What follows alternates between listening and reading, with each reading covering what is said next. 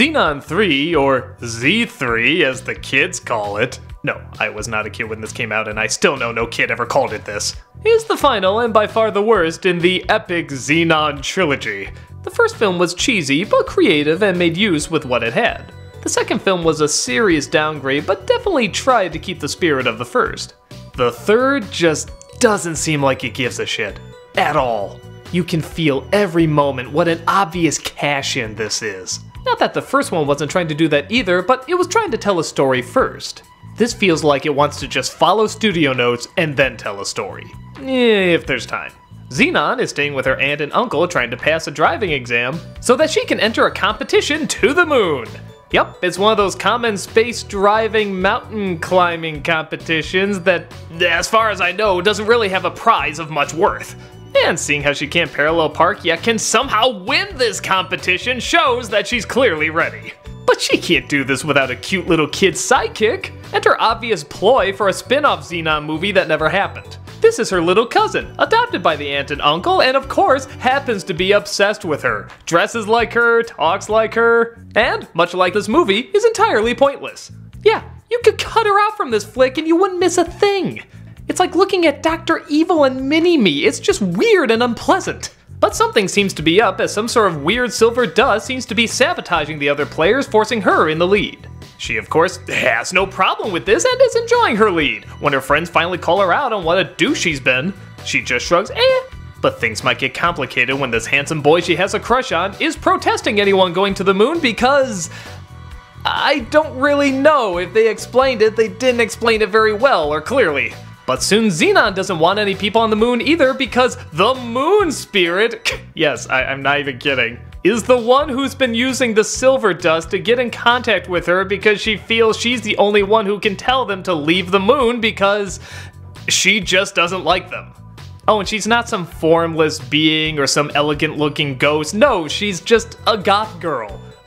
The moon is a goth girl. I have so many questions. She tells Zenon to kick everybody off the planet, and when she doesn't want to, she forces her to go down on the ground and throw her up in the air, and yeah, she's just kind of a bitch. But Zenon, for some reason, sees her as the hero and decides to tell everybody to get off the moon.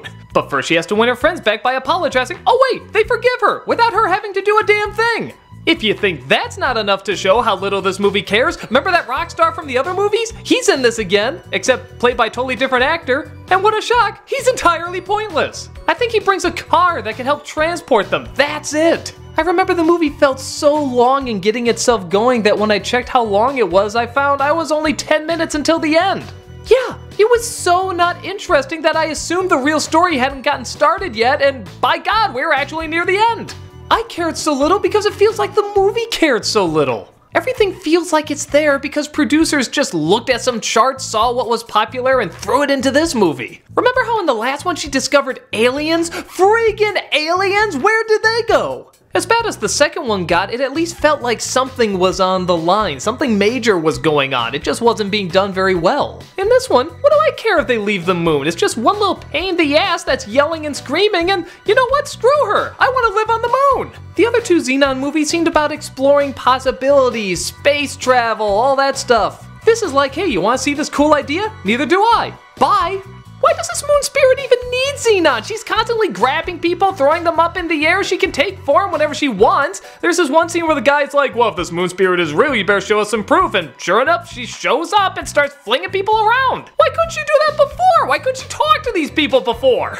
I know it seems stupid getting upset over Zenon 3, but the first Zenon, for as silly as it was, actually had something good in it. It felt grounded in a certain reality, a childish one, but still a reality. And it was about characters adapting and learning things. This is just life lessons you learn on the back of a Happy Meal box, thrown in with effects that somehow seem worse than the first one. This movie, as crazy as it sounds, is surprisingly kind of forgettable. Aside from the crazy-ass moon spirit, which was just so bizarre I couldn't forget it for the life of me, everything else is kind of just in one ear and out the other. Nothing seems relevant enough to make an impact. It just seems relevant enough for you to remember that Zenon's a thing that you're supposed to like. Well, seeing how they never made another one, I'm assuming that kids were starting not to like this anymore. And with writing like this, it's no wonder. Is it annoyingly bad? No. Is it Cheetah Girls worthy? Not even by a long shot. But it's pointless, dumb, and lacks any passion that the first one had, or hell, even the second one had. I'd say watch it only if you want to finish the movies off, but if not, you can lose this one in any wormhole.